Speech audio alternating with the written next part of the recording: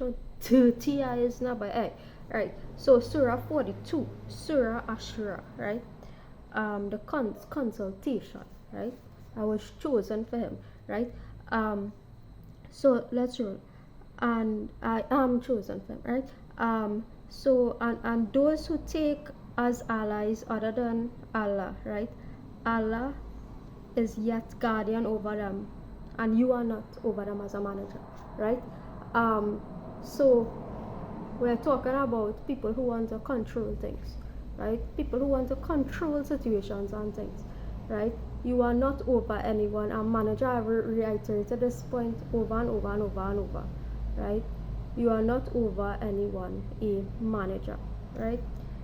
Whether you think you have a spiritual authority over somebody for some reason like that or something, there's no human being on earth that has authority, whether it's in the material world, spiritual world, whatever it is, right? We are equals, right? We are equals, right? Jesus Christ is not higher than Krishna, right? Krishna is not higher than Ram. Prophet Muhammad is not higher than all of us, right? Accept it or not, right? So, and as well as Buddha, nobody is higher than Buddha, right? Everybody has their role. La la la la la. Can we call this quits and call this war quits? By the next 6 days, we will be calling the war quits, right? Good. If Allah had willed, he could have made one religion, right? But he admits whom he will into his mercy, and Jah is not higher than any of us either. We are equals, right? So let's rule. And I am chosen for him, right? Right. So right. So it is noted that there is nothing likened unto Allah, right? Allah is the creator of the universe. Allah is not a person. Allah is the overseer of all of us here on earth, right? Allah is the actual manager. Allah is not a person or a representative of God or nothing like that, right? Allah is Allah, right? Good. Right. To Allah belongs the keys of the heavens and earth. Allah chooses for himself whom he wills and guides to himself whoever whoever turns back to him, right? So let's just talk about this concept of favor and choosing, this concept of favor and choosing, right? The concept of favor and choosing, right? When you say Allah chooses, does Allah just grant a favor out of nowhere to somebody, right? He doesn't. That is not how it works, right? It doesn't just grant a favor to somebody just like out of nowhere, regardless of who he is, where he is, whatever, right? When you say Allah chooses somebody, is because, and the book says, those who desire his guidance and his acceptance of them, right? So you have to desire, you have to be seeking Allah, you have to want to know Allah, you have to be seeking Allah for that favor, that type of favor to be bestowed upon you. So, or a choosing to be bestowed upon you. You have to want that, you have to be driven towards that, for that favor to be given to you. So when we're talking about people who just like come and attacking you for no reason, night and day, night and day, night and day, night and day, to the extent that you don't even have the will to get up and bathe. And I ain't bathe today, right? And you want the will to just get up and bathe because people just attacking and things just attacking and things just coming at you out of nowhere and whatever. Is not because I choose to teach this book, you know.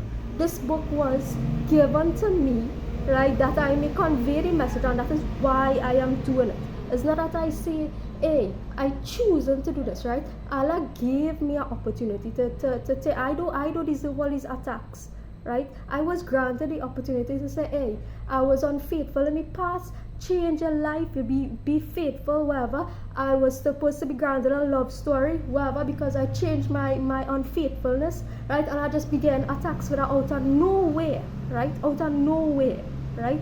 So moving along, I know business, right? Whatever the case is destiny, if this predestination thing is real, so be it. If I have to die, whatever. I'ma teach this thing, continue going forward, right? Whatever happen next 6 days, if nothing happen, I'ma teach it until I die, right? Good. Well, continue teaching until 114 is what I mean, right? Good. Until the book is completed, right? So to the religion of Allah, invite, right? So as I was saying yesterday, right, once you get the message, it's your duty for however long you want to do to share the message, share the knowledge, right? Good. So Allah will bring everybody together, and to Allah is the final destination, right? Final destination, not the movie Final Destination. Final as in final destination, right? Good. Allah is subtle with his servants, right? So sometimes you might get a sign that nobody else can get, right? Sometimes you might see something somebody else miss, right? People might see something somebody else miss, right? Allah is often subtle with those who we consider as servants. I had a problem with the word servants, right? Servants, right? I mean, I don't like the word, neither do I like the word Allah's slave. Hate that too. Hate it with a passion, right? Allah's slave, I hate that term with a passion. Allah's slave, Allah's servant sound a little bit nicer, but still, I don't really like it. But when I think about it in the context of a spiritual context, right, and a servant and you're doing your duty, what you're called here to do, I had to teach this for a period of time, right, and I'm doing it, right, so you are serving for that greater good, right, good,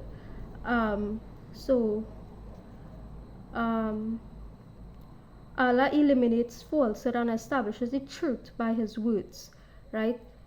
It is he who accepts repentance from his servants and pardons misdeeds, right? And he knows that which you do, right?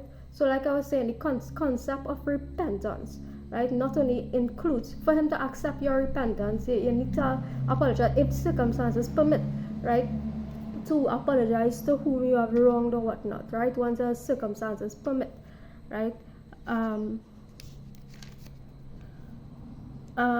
Right. And you will not cause failure to Allah and upon the earth, right? So strive to avoid major sins and immoralities, right? Strive to avoid sins and immoralities. And you are, like I was saying, you inherently, there are certain things that are blurry with regard to right and wrong, but you inherently as a person, right? And a lot of things with regard to morality is in fact contextual, right? There's like I was mentioning, right? I remember in my psychology textbook and in class we were discussing this, right? If you break open a grocery, right, to save your child from starving, would that be considered right or wrong, right? So those kind of things is an example of a situational morality, right? Because stealing is by definition taking something from somebody that doesn't belong to you. But if you take a bread in order to save your child from starving, right, is that wrong? Is that right? Should you allow your child to die, or should you just take a loaf of bread, right? So these things are situational morality.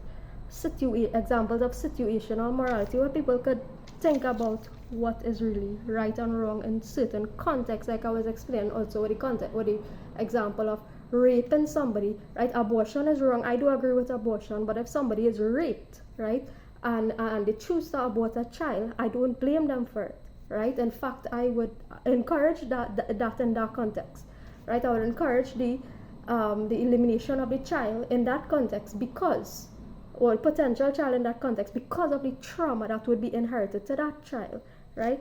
Good. And I apologize for any feelings hurt based on anybody who has gotten raped in the past and whatever, right? So whoever is patient and forgives, indeed, this is matters worthy of resolve, right? So be patient and forgive those who have wronged you, right? If my speech wronged you in any way, right, I ask your forgiveness for that, and I forgive those whose speech have wronged me in the past, right?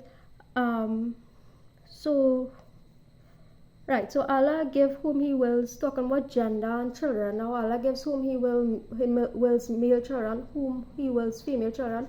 So don't be grieved by whether your child is male, female, or whatnot. It is that what the Creator intends, right? It is that what the Creator intends, meaning the gender of a child. So some people, they spend their years praying for this, a boy child or a girl child or whatever, appeasing this deity, that deity for a boy child, a girl child, right? Why? If you are gifted with the capacity to birth, right? If you are gifted with a capacity to birth, is that not a great gift in itself, right? Is that not a great blessing or a great gift if you are gifted with the capacity to give birth and the love and a partner, right, who is supportive, who is loving, who is kind, who is caring, and you have the capacity and you have the material wealth and you have everything? Is that not the blessing? Is that blessing not simply enough, right? Why you have to be praying for a girl child, praying for a boy child, praying for this, praying for that, right? You already have everything, right? You already have everything. Some things people long for, some things people wish for, some things people yearn for, right?